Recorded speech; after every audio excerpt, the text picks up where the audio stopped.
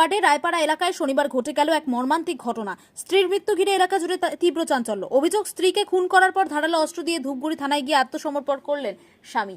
Police সূত্রে জানা গিয়েছে যে মৃতার নাম সোমা রায়, বয়স 32। অভিযুক্ত শ্রী শ্রীকান্ত রায় পেশায় ভিন রাজ্যের পরিযায়ী শ্রমিক। দীর্ঘদিন বাইরে থাকার সুযোগে সোমার সঙ্গে স্থানীয় এক যুবকের বিবাহ বহির্ভূত সম্পর্ক গড়ে ওঠে বলে অভিযোগ।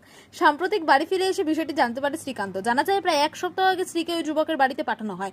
তারপর শনিবার ভোরে শ্রীকান্ত সেখানে হাজির হন। ঘটনার পর খবর পেয়ে দ্রুত ঘটনাস্থলে পৌঁছায় ধূপগুড়ি থানার পুলিশ মৃতদেহ উদ্ধার করে ময়নাতদন্তের জন্য পাঠায়। অন্যদিকে এই ঘটনার পর অভিযুক্ত শ্রীকান্ত রায় থানায় গিয়ে জিজ্ঞাসা এরপর শুরু হয় ঘটনার পিছনে তদন্ত। এরপর কারণ ও সম্পূর্ণ পরিস্থিতি খতিয়ে দেখা হচ্ছে বলে পুলিশ জানিয়েছে। এই ঘটনাকে কেন্দ্র করে রায়পাড়া এলাকায় শোক এবং উত্তেজনার পরিবেশ তৈরি হয়েছে।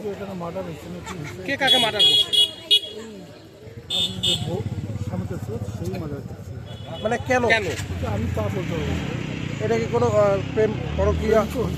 ওই পাশাপাশি যে ছেলে তো মনে ছেলে তো আছে না, ওই বিয়ে করছে। ওর বউকে কি কিছুদিন আগে বিয়ে দিয়েছিল কারোর সাথে? বিয়ে তো এক জায়গায় ছিল, ওর বরটা ছিল ইয়ে তো কেরালা ছিল, মানে কেরালায় কাজ করতে? আর ও বরটা আসার পরে ও এক জায়গায় ঘরে আছে। কখন ঘটনাটা ঘটে? মানে আজকে ঘটনাটা কখন? সকাল সকাল? আজকে তো সকাল ভালো, তখন আমি তো এখনো শুনলাম। মানে এসে কি দেখলেন? ধারালো অস্ত্র দিয়ে দিদি চোখের সামনে তো বলতে পারবো। এটা কোন জায়গা? এটা এটা রায়পাড়া 2 নম্বর ওয়ার্ড।